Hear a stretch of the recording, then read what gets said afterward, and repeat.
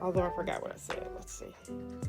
Oh, Demetrio talking about it's such BS. Garcelle has definitely let Sutton fight her own battle. No, she hasn't, D.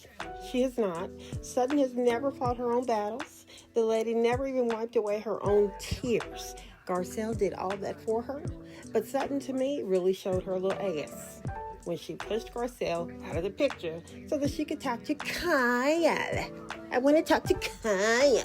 So, Garcelle's exit was confirmed for me at that moment. Okay, and thank you, and bye. Let me try and read this. You said Garcelle can't stand up for Sutton, but the FF5 can stand up for each other. What is the FF5? Is this like a new series coming on the Bravo network, or is this one of them Carlos things? Because I don't know that name. Honestly, Callie, I think Garcelle knew that it was highly likely that this was going to be her last season when she came in, and I think she shared that with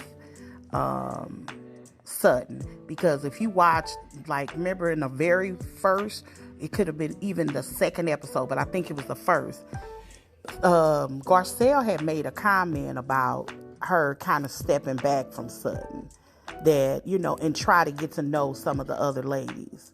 That's why we had that funny scene at the beginning of the season of Erica and Sutton, or was that even at the end of the season, last season? It was a really funny scene of all three of them sitting down, kind of kikiing. It was actually a funny scene.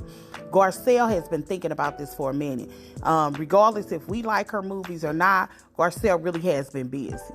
And she's not just an actress. She's actually been directing movies, a few of them of which she's done on Lifetime.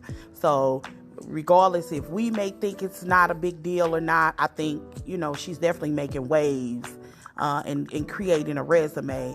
And she was very busy in recent seasons. So this was, I think her time was coming to an end. She possibly was thinking about maybe giving it another season, but I don't think that this was a long game for her, because she had other things going on, unlike some of these other ladies that just don't have nothing going on. Garcelle was a working actress and director, and Sutton wanted to align herself with somebody other than Garcelle because the writing was on the wall. But I think she had been thinking about it anyway because of how she came into the season talking. Oh yeah, Joy says, of course she has. Just like Giselle has fought her own battles. But the perception is Robin is not far away to add her 2 cents in. Okay, hold on now. This doesn't even compare to Giselle and Robin or anyone on Potomac. Who has ever said that Giselle doesn't fight her own battles? That makes no sense. It comes out of this cloud somewhere and has nothing to do with anything. Of course, we see Giselle.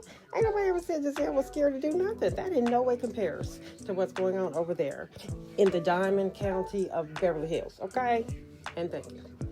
Joy, just the fact that you said that Garcelle made the decision to step away, Garcelle said that herself, then that's telling you right there, Garcelle knows that she was running Sutton's life when it came to her disagreements with everybody. She knew what she was doing, and your comment just kind of made it obvious and very supportive. And thank you and goodbye. Oh, absolutely fight their own battles? What are you talking about? You need to send me an example of a scene where Giselle from Potomac doesn't fight her own battle. Please, just send me one thing. Think about it, let me know what it is, and I'll go and watch it, because I ain't never seen Giselle not fight a battle. Giselle Bryant? Come on now. How can you say that Sutton is afraid to do things? Sutton has done some crazy things and have said some crazy things. Garcelle isn't around. The only part that Sutton may be weaker at is when she's confronted with something that she's done. But saying things and doing things, Garcelle is not around. sometimes they're sitting around the table, but I could think of like 2 or 3 scenes, like when she attacked that one Diane lady. Really, that Diane lady kind of attacked her, but she definitely attacked her right back. Garcelle wasn't nowhere around for that. Or her talking to Kyle. Garcelle wasn't last season when she confronted her. Garcelle wasn't around. All of these incidents that you're talking about with these ladies, Garcelle is not even around. She may be around for the fallout or them turning it around and then attacking her about what they did at a different scene.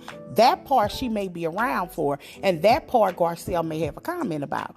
But Sutton isn't afraid, just like Giselle isn't afraid. But there is a perception that those two tag team one another. When somebody attacks one, normally it's the attack on Giselle. And if you don't think it's a comparison, obviously you haven't been watching these bloggers, because they compare Sutton and Garcelle and Robin and Giselle every single solitary time they're talking about those friendships.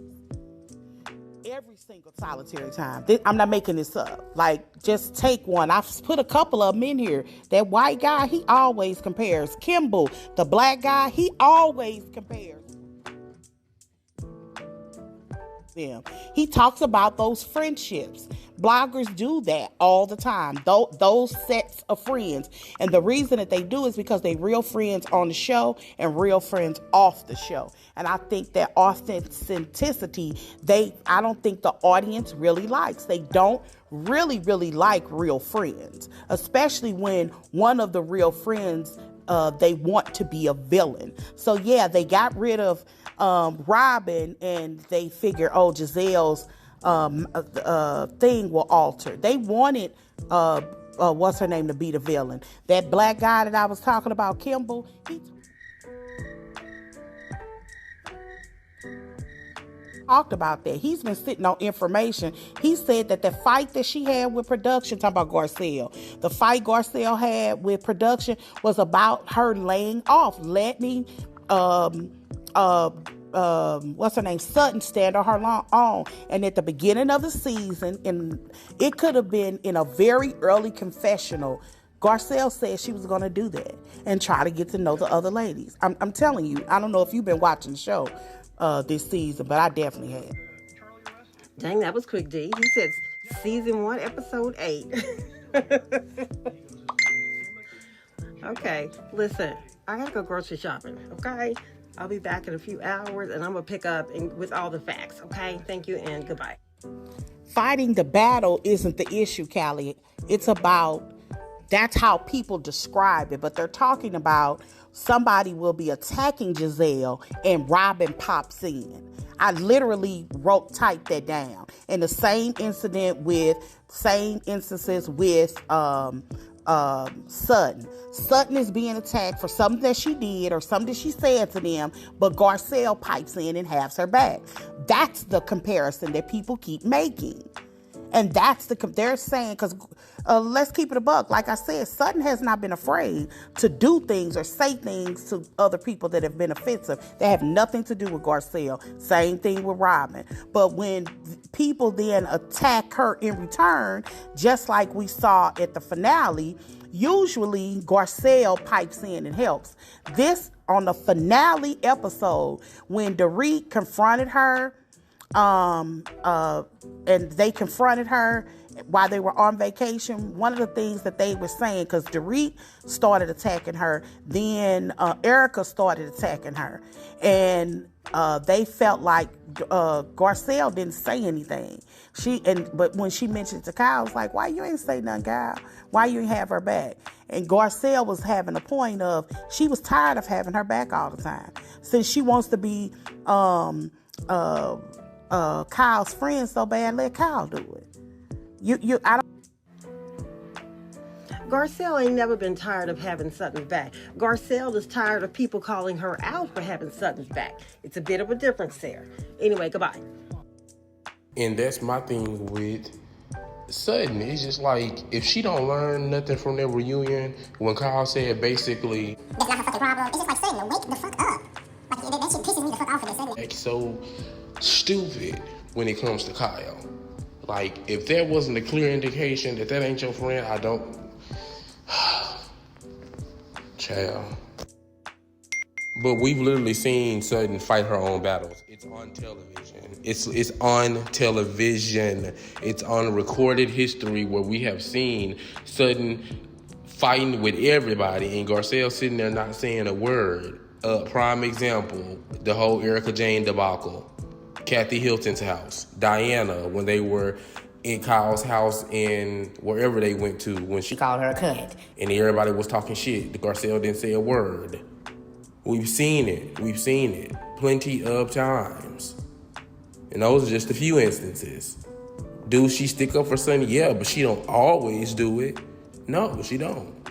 That's based off of opinion. I'm going to say that it's based off of opinion. That's not fact. But, I mean, if you're watching your friend, because I don't think it has anything to do with other people saying, if you're watching your friend pine over a friendship for somebody who obviously don't give a care about her, it is so obvious that Kyle cares nothing about Sutton unless she needs to. And, but here it is, your friend, this girl that, because again, I don't think you're watching the season. Sutton actually talked about her wanting to be Kyle's friend, and Garcelle kind of being irritated, like, that girl is not your friend. I mean, this literally played out on TV. This isn't something that we're reading between the lines. This actually played out. Again, I don't think you're watching these episodes because she literally said that. Garcelle actually said that to her. So when that last situation happened on the finale, when Dorit attacked her and said that she's not a girl's girl, because Erica was irritated that Garcelle had mentioned that it sounded like a coordinated attack. And I don't know if Garcelle mentioned it or that Tilly girl mentioned it. I can't remember which one of them mentioned it, but one of them mentioned it. And it became a narrative, and Erica was irritated by it. So on the very last scene of the season, how it ended with them on the boat, they were sitting up there talking, and then they basically attacked Sutton, and Garcelle said nothing. She sat there and she let it happen. And Sutton, because they wanted Sutton to be the villain. And the rumor is, according to Kim Burrell, you have to watch his podcast. He specifically says that Garcelle got into it with production about that because they wanted to be able to attack her without Garcelle's common sense coming in. You have to watch it. If I can find pieces of it, I'll because it's all over TikTok, I'll find it. Because he said he'd been sitting on that tea for a long time. So when Garcelle quit, he did a whole podcast talking about what happened behind the scenes. They want to be able to attack Sutton. This isn't, if you believe him, and I tend to, I tend to. I don't know him personally, of course, but I tend to believe him. And I just want to know why. Like, what is the big hard on that they have for Sutton? But I think I know what it is. I think it's because Sutton got all that money and they don't deem Sutton attractive.